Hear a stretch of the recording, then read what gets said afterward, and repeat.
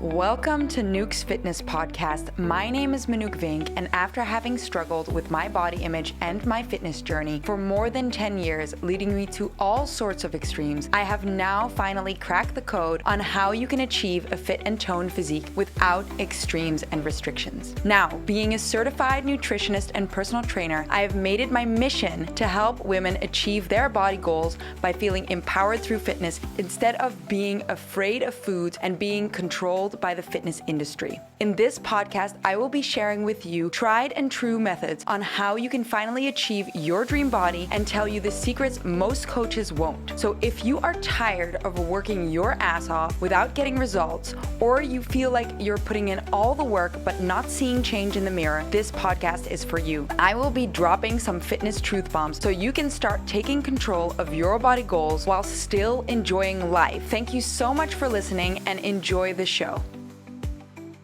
Hello, guys, and welcome to episode 4 of Nuke's Fitness Podcast. I am so excited and grateful to have you here.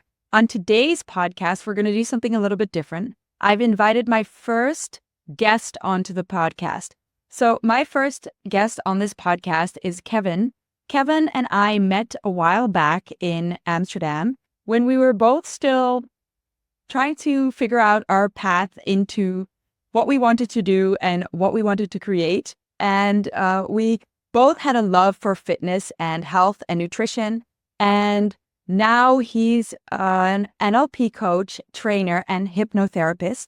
And I would love to introduce you guys to Kevin and let him tell you a little bit about what he does and how he got there and how this links in with his fitness past and experience and why he decided to become a hypnotherapist and NLP coach. So let's welcome Kevin. Hi, Kevin, and welcome to the podcast. I'm so excited to have you here. Thank you for having me. It's been a while that we met each other and spoke to each other. Yes, it has. I don't know. It's been like a long time ago. Maybe 4 yes, years? something maybe? like that. 5 And years? we've seen each other in between and sort of seen how we've grown into separate directions. Me still staying in the fitness industry and you going off on another direction, which is also very close to my heart. I love this stuff. I'm always exploring new ways to improve myself in different ways. So I just love to hear about what you do and why you're doing this now instead of fitness and how you got there. Yeah, so the things we do, they complement each other. It's both important to work on those spectrums like emotional, health, physical, all those things. And yeah, like you told just in the introduction, my history is in sports. So I remember very vividly and visually that when I was 5 years old, I saw this movie on the television, and the movie called Space Jam. Oh, I don't know if yes, you've I have seen heard that of one. that. Yes. It's with Looney Tunes and Michael Jordan's basketball hoop. And I remember very well that I was pointing towards the television. I said to my dad, I want to do this. I want to be a basketball player. So from there on, I started playing basketball. And first, I was just scared of the basketball. It was more dodgeball for me than playing basketball. So I was like trying to, I say Dodge the ball. dodge the ball, literally, yeah. And in the end, I started to face my fears and catch the ball and playing basketball freely. And before I knew, I was really enjoying it and also getting the recognition from outside that I was talented. And that translated into playing for national team of Holland when I was 16, and on my 17th, I signed my first professional contract. So I was been very busy in sports, practice twice a day, going to the edges of the mental state, the physical state, and trying to push over those limits. And I got better and better. And all of a sudden, when I was 22, the club I played for got bankrupt. So at that moment, I felt heartbroken because my first love got separated. So everything I invested my whole life was into basketball, and all of a sudden, like, it's gone. We have no money anymore. We cannot pay you guys anymore, and Wow. it was over. So that was very difficult to digest. But in hindsight, it was my greatest blessing in life, because if I was truly um, recognize my feelings when I woke up during the week, I wasn't really felt really well, because I already wanted to do something different, but I didn't have the courage to make the decision to quit Yeah. basketball. And now it basically happened for me. Um, and when I had to also go move back home to my parents, and they told me like, hey, if you wanna do something, go back to school and work on yourself to make something out of it. So I went to college, studying business, but next to the university, I was helping people on nutrition and health and fitness and lifestyle. And then we met, of Yeah. course. And a couple years into the business, I was like, costing me a lot of energy to motivate people, to help them, and I want to be more of an inspiration than just motivate them. And I want to know, why are we doing what we are Yeah. doing? So I got into Tony Robbins, into the limited power, the seminars he does, and he was talking about NLP, and that stands for neuro linguistic programming. I was like, oh, that's interesting, and if he can do it, I can do it. So let's dive into this kind of world and see what's New going on. realm. And way new Way realm, yeah, new with personal realm. development. Yeah, so instead of being physical, I was about emotional fitness. And yeah, from there on, I just jumped in. I got hooked. I got really motivated to learn about how we work as a human being, and why we do what we Yeah. do. And from there on, I'm right here right now, what I'm doing right now. Yeah. Yeah. I love that. And, not many people, not all people that work with me yet know that I am totally into spirituality and all that stuff. So Mhm. whoever is listening and doesn't feel that way, yeah, it's just something. If you really connect to that, I think it's great. I geek out on this stuff. Like I can really, next to fitness and things like that, this is something that I love to do. And I think I've also always been very interested in it since I think I was younger, even my teens, that I already started getting into it.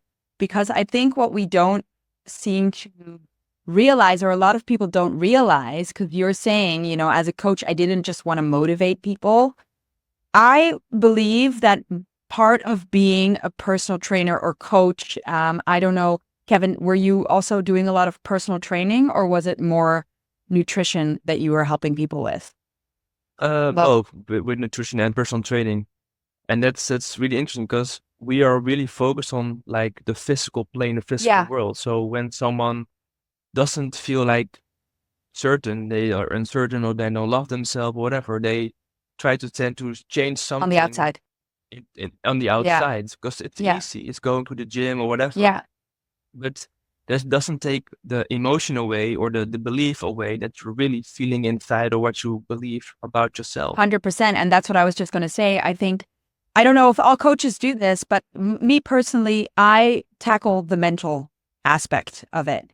And I think That's people good. underestimate how much coaching is involved in being like a personal trainer or fitness instructor. Or if you really are coaching people, like in my program, I definitely tackle that part, because I always say to my members and my clients, if you were a robot and I could program you to eat a certain way and to train a certain way, then you would be able to achieve your body goals, right?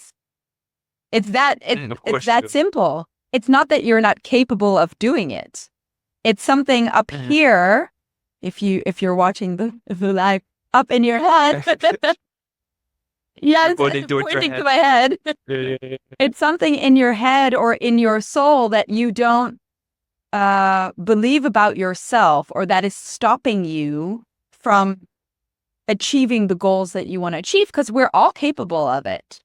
So it's That's something true. different. So I think it's so funny when you say that as well. Like as a coach, people think of coaches or personal trainers, and there's a lot of them out there that are like that, are just standing next to you, screaming at you to tell you what you need to do. But I personally don't. That didn't work for me.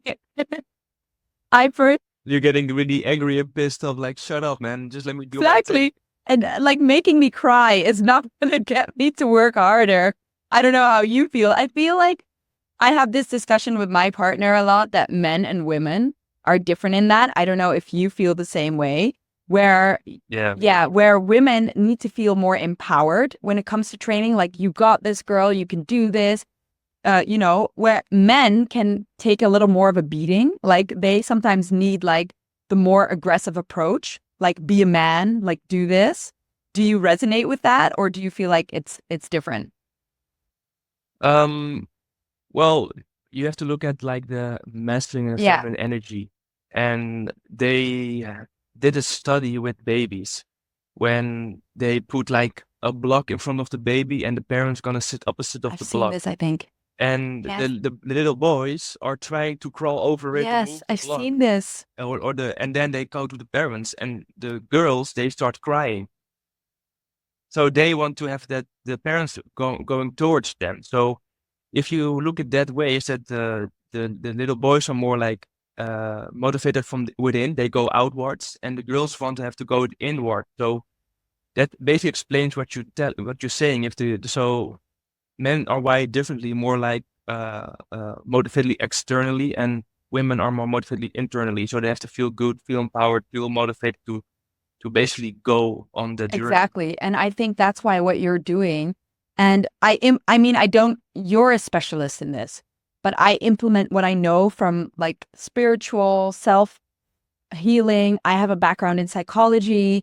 I implement the things that I've learned there in my coaching because I think it is so much more than just going to the gym and getting it done. And I think maybe there's a difference there with men and women, maybe not all men and women, because I know men, I think it gets sort of downplayed how um, men can also feel insecure about their bodies and about their self-image. We're always focusing on how females feel about their bodies and everything because it's more prominent and it's more of a thing that a man looks for in a woman. So our value is more connected to that. But I think it gets underestimated how men also struggle with that aspect of it. But that's why I think it's so important to tackle the internal world, because if you don't tackle the underlying issue, then you're never going to get the external results that you want. So I think they're very closely intertwined. And I'm wondering for you, Kevin, like when you do your work, do you see this a lot where self-image, it's a lot of the time comes from within?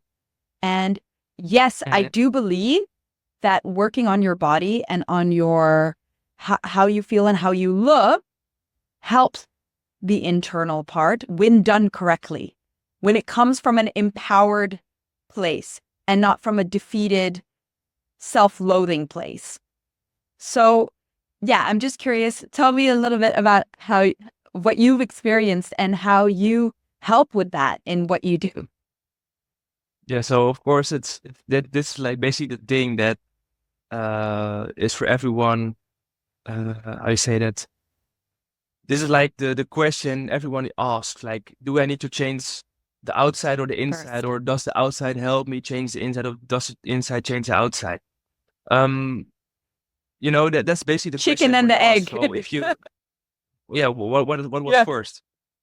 And what I see during my sessions is when I change the emotion about a certain a memory or a certain thing, then you can change the feeling about it. So um, if you always look outside of yourself, you will have always look outside of yourself. That's the thing. So if you go inside, then you will always have to be inside. There's always a balance, or you can go the one extreme or the other extreme, but you have to somewhere have to show it basically. And what I wanted to say with the emotion is that if I put someone deep enough in hypnosis and I gave the suggestion that they cannot pick up a glass of water anymore, that the glass of water is stuck to the table, and they accept that suggestion and they feel it that it's true, then they cannot pick up the glass anymore because it's that heavy. It's 10,000 kilos or way more. So that means that the feeling you have of a certain object, of a certain thing you experience in your life, depends how you see it. So if you change your emotions, you change basically your world, your worldview. And that's also the thing, is that everybody knows what to do to live a healthy life, or to lose weight, or to gain muscle, whatever what the goal is. But the problem is they don't do it. And that is because a certain belief, a certain emotion, a certain thing that happened in the past uh, is blocking them. And this is where I'm going with my coachees. Like, okay, what had happened, and what did you need in that situation, and don't be dependent on someone else. Because sometimes we do something for love, or for validation from our parents, but it's also externally. We want to feel good inside. And the only way we learn that is to do something and we get a good grade, or we get applauded, or whatever. And then we feel good and we think, oh, if I do this, then I get this reaction. And all of a sudden you do something else and you don't get the same reaction, and then you feel disappointed because your expectations are outside of yourself. So you always have to give yourself what you wanted and what you needed. Otherwise you'll always be basically lost, always searching outside of yourself. That's so, that resonates with me so much. And I think with so many people where, especially, I think both actually, with women, we want to feel attractive, right? So, because our value in society, in the world, is based on how attractive we are. And that goes way back to, like, if you look at the biology of it all, that we need to be the best mate to produce the best children, if you look at that. And I think that's where it comes from, whereas the men need to be the provider. So our value systems are different. So those struggles internally come from that, and then society now, exactly what you're saying, and how we receive praise from the outside world. And especially today with social media and all that stuff, like likes and things like that are like a confirmation that we're doing something correctly. And even now it's even harder than when maybe we were teenagers, because even back then when I was a teenager and I was really struggling with my self-image, I was always looking at magazines, and social media wasn't even a thing yet. And, other girls liking me or thinking that I was attractive, or the guy thinking that I was attractive as well. And when you work from that place, you're never going to feel fulfilled. And I think you must experience that a lot with clients and people that come to you, where even when I was when I did a bodybuilding competition, I was extremely ripped. I felt on top of the world because my body had achieved something that I never thought was possible. But even in that moment, I was so terrified of losing that physique because my value was linked to looking like that. Exactly. That's your identity. That was my identity. And I couldn't even have conversations with people about anything other than fitness or nutrition, because I had become this was me. This was my value. So my journey back to, actually finding value in something else, and then accepting and loving my body for what it is. And that's not to say that you can't want to improve your body, because I think that you are 100% allowed to and feel better because of it. But it was so much easier to do when it didn't come from a place of, I need to be better for someone else. It was for me that I felt better, that I felt more comfortable, and then your body responds better. Yeah. Otherwise, do it for the external validation, and that's exactly the next question. I think, why do you want to become better? What is the underlying motivation that you're doing it? And first it was for improvement or whatever what it was, and now you're like, no, I do it for myself because I want to be healthy. Yeah, exactly. And it had to be congruent with yourself and not with someone else because someone else is doing it. And I see the best results. Also, I have one of my members who said this to me: this time it feels different because I'm doing it for me and I'm not doing it for someone else. That's beautiful. I think that's amazing. And I can give a funny example even of when I was a teenager I didn't want to wear much makeup. And the reason I didn't want to wear much makeup is because I wanted to prove something. I wanted to prove that it's crazy. I wanted to prove that I was pretty without makeup. And right? How your brain works. Yeah. Yeah. And Yeah. now I love putting on makeup and I love making myself prettier with that tool, but not from a place of I need approval. It's because now I know I look the way that I do and I think that I'm beautiful the way that I am. And I know that this will just enhance my beauty and it comes from a different place. So Exactly. Yeah. it's funny how that works. And I'm curious, Kevin, because you're doing this work, what made you, I know your journey towards it with basketball, being into fitness and wanting to help people, right? But was there anything specifically that drew you into that? Or if you feel free, if you don't want to tell us, but what made you, what was your struggle that made you want to dive deeper into that side of it? Because I'm talking from a female perspective. Mhm. What is that like from a Well, male perspective? for me, it was a little bit different because I got interested in personal development. And when I was dating with girls, they felt very comfortable with telling things that they not really share with friends or with other people. So I was like, why don't they tell that or share with Yeah. me? And I'm not even like a psychologist or whatever. I was just sitting there and just reading some books, and all of a sudden they were just telling their stories. And I'm like, maybe I should ask for money for those kind of dates. Otherwise, uh, do you know? And that's basically where it started. And then I'm like, oh, if someone else feels very comfortable and safe that they can tell their stories and tell their struggles, then maybe I should do something with Yeah. it. So I saw an opportunity, and uh, I also really enjoying to dive into those subjects and work on myself as well. But before I could progress in my own personal development, I had to yeah, to be able to also open up myself that the things I thought I wasn't, because I still believe that I was a basketball player, and I still believe certain other beliefs that I got stuck with feeling my emotions. Yeah. So how was that So when journey for you? Because, you know, I don't know, it's shifting nowadays, but I love having these conversations. Me and my boyfriend have these conversations a lot, the different perspective from male and female, what you said, emotional, like how we just cry, right? Oh, well, now it's all done. It's really funny to me. And then men are like, well, let me just move that out of the way and I'll go for it. Um, how is that for you with your emotions? Because to be into something and to be a specialist in this, I'm sure you had to experience some things or realize some things about your own emotions and your own identity. And like you said, that you still yeah, felt like you were a basketball player. Like, how did that shift? And yeah, tell me a little bit more about that.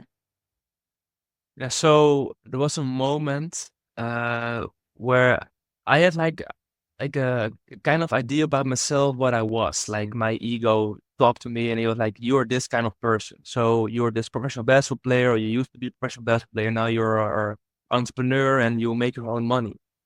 And I remember like it was, I think 4 years ago, maybe five. I was sitting in my apartment by myself, and I didn't have enough money to pay the rent. But I was so proud of myself that I was an entrepreneur that I didn't had any clients, and even not enough clients to pay the rent. So I had a conversation with myself, like, "Hey, Kev, what you gonna do, man? What are you gonna do? You gonna ask dad for money?" And I already know the answer of my dad. He said, "No, I'm not gonna give you the money because your hands are working, your feet are working, you're a healthy guy, so you have to work for like get a job." I'm like, okay, if he's gonna say that I need to get a job, then what I'm gonna do? And then I started somewhere delivering packages for Coolblue on the bike. I was outside. I had 2 rounds twice a day. I could listen to Spotify with the podcast. So while I was working, I was programming myself with information from people I looked up to. So that was like really a big shift, so that I broke my ego down from you're this kind of guy to into you're gonna work now, and then just I make more room for myself to be, yeah, I said it, more flexible, that I can move instead of just really stiff, just walk this path and you're gonna do this and all this kind of And what stuff. path was that? Do you mean just an entrepreneur? So you shouldn't work Yeah, on a payroll. So therefore, you need to be successful in what you're doing right now. Yeah. yeah. I want to make my own money. I don't want to work for a boss, because if you work for a boss, then you will lose or whatever. What I was thinking that time that day, because I was really in that hustle, the grind mode, and it brought me somewhere. Yeah, of Because course. of course I can live now for my business, but it was not healthy. No. It was just ego driven. I only want to make money, and I'm not even. So I didn't even saw my family. I didn't even saw my friends. I was just so obsessed with working and with learning and with growing, that all the other stuff I had to put it to the side, and I wasn't paying attention to life anymore. Just Yeah. working. Um, of course, it brought me somewhere, but not where I'm right now. Um, so that was really a big shift by my ego. So the identity, it just dissolves. So I could pick up another mask, and last year I just kept working through all this stuff, allow myself to feel again, allow myself to cry, allow myself to feel uncertain, allow myself to feel not worthy enough. Like, all the emotions Yeah. are there, and I can just accept them. And it was not a moment. I'm also doing like quantum healing hypnosis, and this is like yeah, spiritual one. So you go back to past lives, and the second part of the hypnosis, that your highest self is channeling towards Yeah. you. And all of a sudden, there was a client laying on bed, and she had beautiful past lives. She had beautiful answers, and all of a sudden, their higher self told me, like, "Hey, Kev, there is something here that you have to see and have to work on." I was like, "What is it?" They say, "Yeah, it's something from the past, and it's a thing that is connected with your dad." I'm like, "What do you mean?" "Yeah, kind of uncertainty towards your dad, like you're not good enough, like not that you felt this acceptance." And I was like, "Okay, sure, I'm gonna work on that one." And I was thinking about see a coach or an hypnosis or whatever. And then I posted on my Instagram story that I had a nice session, and they also had some advice and information for me. So the And I higher shared the self, information. okay. Sorry for whoever is not Yeah, this spiritual. for sure. You're listening to this like, No, no, go, what the keep going. hell am Yeah, I yeah, talking about? yeah, See, I know because I'm a geek about this stuff. yeah, yeah, yeah, yeah, yeah. I'm totally into it. But some people are like, a higher self? What the hell is he talking about? But yeah, so Yeah, yeah, yeah, you'd have to explain a little bit. yeah. So So yeah, explain a little bit. yeah, so we all connected to the like the universe, the quantum field. So all the information is there, but conscious we cannot go there because we're not using our I say that All our senses, all uh, our sense is not enough. But when you're in that state of trance, and also the dream state, you go somewhere else than the physical world we're here in now. So you can get all the answers. The answers are already there, but we cannot see them or hear them or listen or yeah. So you go in there, and then they can share information about their own life, but also about my life, also about someone else, because everything is connected. yeah, we're all We connected. all Yeah. won. Yeah, we all won, basically. And then her higher self shared that information with me. And at that moment, I didn't really felt anything. I was more like, how do you know? I'm not, I feel So I'm certain and how did confident, this message come to you? I'm wondering. And the audience So yes. probably. Yeah. So during the session, the client lays on the sofa or a bed, like a session of almost 2 hours. So it's taking a Intense. while. Yeah. It's really Yeah. intense. It's hard work as well, because Yeah. you're getting really tired, because the Drained. energy is just drained. The energy is so high in the room that you can really feel it. Um, and they just shared it. They felt it was the right time to let me know about this information, that I was ready for the next step. And this was your And they, client's higher self that was saying this to yeah, you. yeah, Interesting. not even my own. That's crazy. Yeah, Yeah. but they already know my thoughts. They already know they know everything about me, but it's not that they share the information of my life with my clients, because it's of course I say it sealed off. But if I have a question about my life, about why I have discolated my Yeah. shoulder, or I have my back pain or whatever, they can give me information why that Yeah. happened and what emotion is underneath it and what I can do to solve it for And myself. so that is what you also do with your clients. Yes. Yes, Yes. always solve the emotion.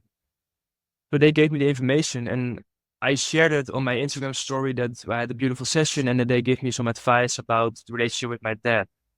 And then a colleague of my dad responded on the story, and she wrote down a text that he's very proud of me, that he uses the knowledge that I gained for the books and shared with him, that is using it with meetings at his work, etc. And I was just reading the passage, and all of a sudden I was just start crying.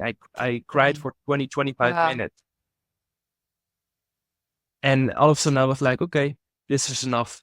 I cried enough, and I just felt like something goes out of my system, or I felt more space in my body. And the funny thing is that normally, like previously, when I go to my parents, and sometimes I go by train, sometimes I go by car. When I go by train, and he always picks me up. And when he picks me up, it's like, "Hey, Kev, you doing right? Yeah. I'm doing right. How are you? I'm good." And then it's just 10 minutes of silence Yeah. in the car, and then we get home. And after the session, I got back home, and then he picks me up, and we had a conversation in the car. So already something switched in the energy, like Shifted. in the unconscious connection with me and my Yeah. dad, something shifted. And now there is a space to talk, to have a conversation. And from that moment on, our relationship got stronger and stronger and better. And yeah, now it's not feeling like my dad, it's feeling like one of my brothers. I just can have like, I can That's share everything crazy. with him now. That's so Yeah. beautiful. But that goes to show, yeah, I have well, I'd love to go dive into the same thing with my dad because we don't talk at all. Mm, mm.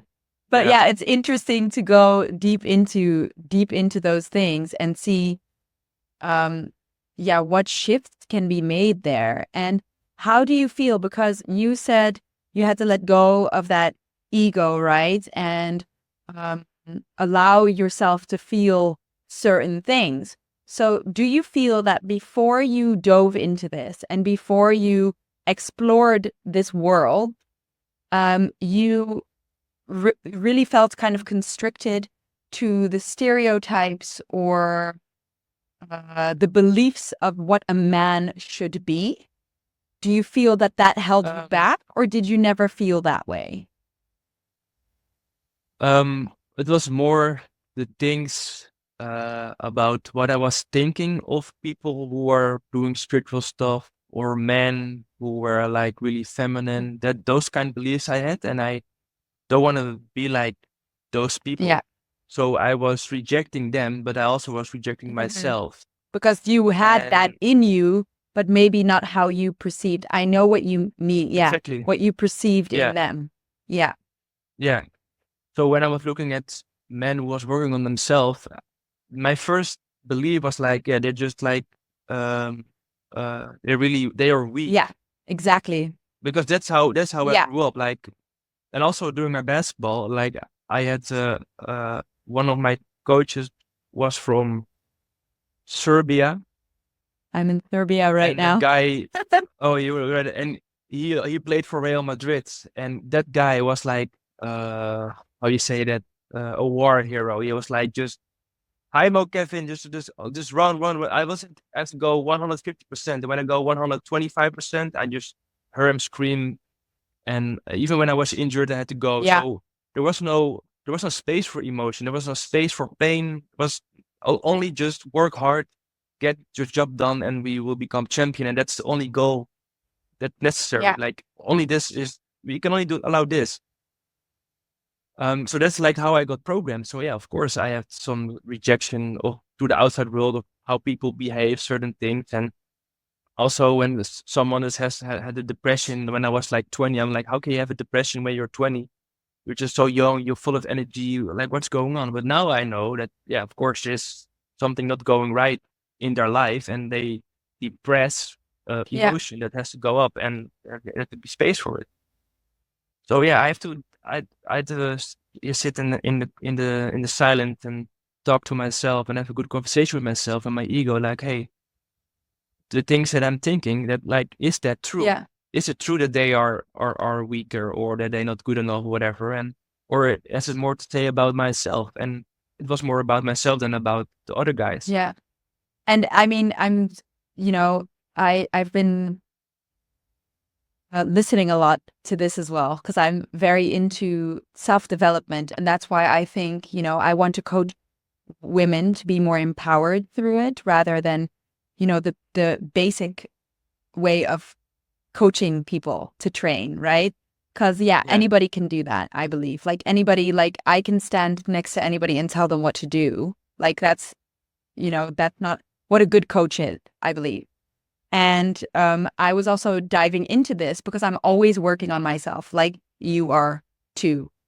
Yes. Yeah. And I was listening about the law of reflection, which I think you're mentioning here as well, and it's so interesting, where what you see in others that you reject, or what other people are showing you when people are angry with you or insulting you, it's something that you believe about yourself. It might not be in the same area that they're speaking to.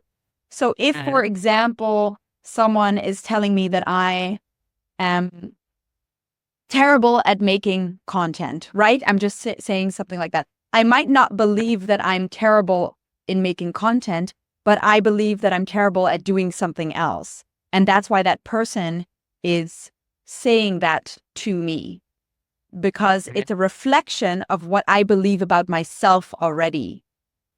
And when you Exactly. Yeah. start realizing that, you can work on what it is that you're judging yourself for. And you'll notice that certain things don't keep reoccurring in your life, or comments keep reoccurring in your life, because you've healed that part of you. So I think that's Yeah. also like how you say you would reject other spiritual men, right? Because first of all, society says, as a man, suck it up and get it done. So if you don't, and if you sulk in it for a little bit, right? That means you're weak. And so if you're spiritual and you're working on yourself, you're weak. You can't handle life. Yeah. But it makes you so much stronger when you do work on that part of you. Yeah. So, Yeah. Yeah. Because I rejected those weak men, so to say, quote unquote, there was no space for me to go into that yeah. era, because I was rejecting Yeah. myself, because that's how it works. And maybe people can recognize that when they say, I'm not worthy of love, then they will always, how you say that, um, manifest someone else that says that they're not worthy of love. Exactly. They step into a relationship, they get just getting used, and then there comes the next one, and then they see, I'm not worthy of love, because that's what happened. That's what Reconfirm. happened. That's my Yeah. experience. And again, maybe that's true. You're not worthy of love. That's true, because you believe it and you can feel it. But that's not the reality. If you change your belief, change your feeling, then you will attract or manifest someone else in your life that says you're worthy Yeah. of love. If you don't change the feelings and the emotions inside of yourself, then it will not happen. And it's also because you don't believe it about yourself. So, you're attracting people that are telling you what you believe about yourself. Yeah. Yeah, everything is a But mirror. that's exactly, and that's why, I think that's why when you chase, we're bringing it back to the fitness aspect a little bit. When you Yeah. chase your physical appearance that you want to achieve, first of all, it's harder when you don't already believe that you can be that. So I do with my new clients and with my new members in my membership program. First thing I ask them to do, and even in the challenge that I run, first thing I ask them to do is to close their eyes and visualize the version of themselves that they want to be. And I ask them not to hold back, because people like to hold back here already, because they're already stopping themselves, because they're already telling themselves, I can't be that. So I'm not going to go that far. But the fact that you can visualize a version of yourself, and the fact that you can think of that person, even that exists, that version of yourself, means that she or he exists. Because otherwise, how can you create that version of yourself? Exactly. And so that's already something that I do with them, because so many people that I work with, and you do too, but you go in from a different angle, they don't allow themselves to succeed because they don't feel they are worthy of that success, and because they are fearful of having to maintain something that they feel like already they cannot maintain. But if you go in from that angle, then of course you're not going to succeed. I can share a little secret here. What you're doing is very beautiful, and that is basically about the projection of the mind. So how do you want to see yourself? So that is the mind, and with your, I don't know really the English translation of the words, but your conscious is only 5%, and your subconscious is 95%. Yeah, that's perfect how you said it. Yeah. Yeah. So when you are visualizing your future, most of the time it's about your conscious. So it's your 5%, but your 95% is way stronger.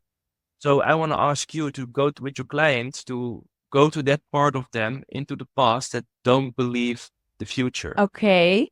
Because if you go back to the past, there's where the emotions started. There's where the disbelief started. So how would you prompt that? How would you prompt that? The same way. So instead of say go to the future yourself, go back to the past where it started, where your how you say that, your disbelief started, where your uncertainty started, where the word you love started, because it started somewhere. But if you go from now to the future and the thing where it started doesn't solve, it just adds up. And that's why you keep working, and it's just waste of energy. I love that. That's so helpful. I wrote it down. I'm going to remember this. Yeah, that's good. Always go back to the first moment. Yeah. And also, I work a lot with people with eating disorder. Oh, yeah. Eating disorder. And it's already about control. 100%. So then the dietitian or whatever, someone says, oh yeah, you have to control your eating and all the stuff, but it isn't about the control, it's about the emotion that they don't want to feel. So that's happened in the past. So you have to go back to the past. Where did it start? What did you need it? What did not your receive caretakers didn't give you? Give it yourself. Say sorry to them, say sorry to yourself, and come back. Yeah, and forgive them. I think that's also a big forgiveness. Actually, forgiveness is that's the word I was looking for. And it's funny that you say that, Kevin, because you just hit the nail on the head with my experience. You say control. As a kid, we're going to go back to my past for a little bit before we wrap it up. I moved around a lot, as my parents moved around a lot. So I didn't receive any security. I never knew where I was going to be. My environment kept changing, and I was very susceptible to that. And there were a lot of other factors, and I'm a very sensitive person. And especially as a child, your filters are less out there. So I developed OCD to cope with that. So I got obsessive compulsive disorder, which is what OCD is. So I would start getting different patterns that I would start obsessively doing to gain some sort of control. And this developed, and I thought when I was 14, because it went from washing my hands obsessively to then it transformed into a sleep routine before bed. So, always something got added on. And then I went to a psychologist. She helped me, and it sort of died down again. And I thought I had tackled it until it develops into an eating disorder. So it's really interesting how you say that, where, it is a type of control. And for me, 100%, I worked on myself a lot also, emotionally thinking, where does this come from?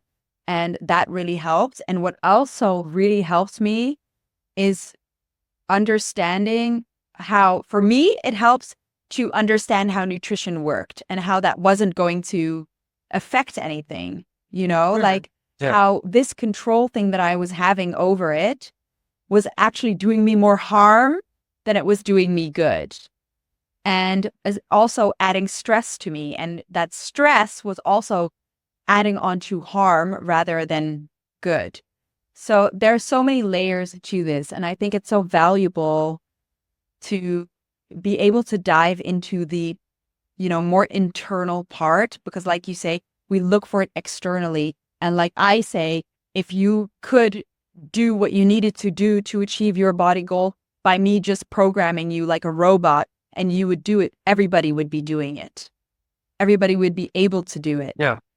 So it's something within our programming from our past that, Exactly. that stops us from achieving certain things. And Yeah. trying to figure out where that comes from, that will already solve so many issues and help you achieve the goals that you set out to do, whether that's in fitness, whether that's in life, whether that's in relationships. I think in all of those aspects, and it's a constant journey.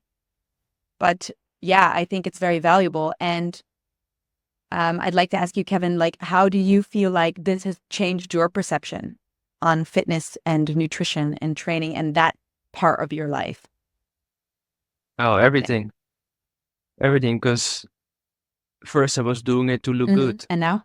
And why do you want to look good? Because I was uncertain.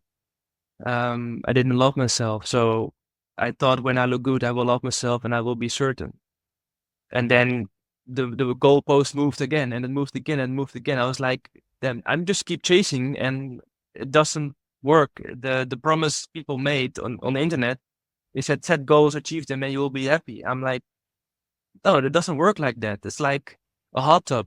When you sit that long enough in the hot tub, the water gets cold, so you need to make it warmer. And when you sit again in the hot tub, it again cold, and you have to make it again warmer and warmer. Otherwise, it keeps getting colder. So I'm like, okay, if I'm not outside myself, then I have to go inside, and there's all the answers. All the answers are inside, not outside ourselves. And Because if they are outside ourselves, then with reading a book, with listening to a seminar, with listening to all those things, then your problems are solved, and they won't be solved. And how do you feel like now how do you approach fitness and nutrition and achieving body goals right now? I don't have any goals. No, but you still are active in fitness and I am. That's it. Because I just doing it for myself. I don't have goals that I wanted to lift a certain weight or being a certain amount of body weight or having a six pack. I'm just going in there because I feel like it. And recently I just picked up running again. And I started it with 2 kilometers, and every week I add a couple hundred extra. And because I'm doing a lot of meditation, I can get in like the resistance high really easy because I'm sitting still on the mat and now I'm going running and I can do the same things. Even when I'm in a gym, I can go into a different state. And then before I knew the workout is over, and I let my body decide what kind of work I'm doing and not with my mind. My body always knows better than my mind. So I was just getting myself in the act that I was pushing less weight with more reps. I'm like, what am I doing? And then I was thinking about, I can do more kilos and less reps for more power. But I'm like, that's not the way I have supposed to work out today because my body already decided for me. So I just follow my body and the rest is history. So nice. So you feel it's easier to, to commit to your fitness things because you're doing it more from an internal place? Yeah, it's totally rest and peace. And I'm enjoyment. Not worried. Yeah, I'm not worried when I go to the beach that I maybe don't have a six pack or I have a six pack. I'm not bothered. I'm not doing it I'm not bothered at all. I'm just here right now in the gym or I'm at the couch, whatever. I don't mind. And it gives a lot of freedom, right? When you don't feel that pressure anymore. Does, yeah. And the fact that, that doesn't mean health and fitness are not important. They are extremely important to stay healthy and to stay fit. But when it comes from a different place, it's also so much easier to do. Because what I think personally, when you put the pressure on too high, it, for me in the past, has been very negative. So my body did not respond very well to extreme pressure. of having to do more and more and more.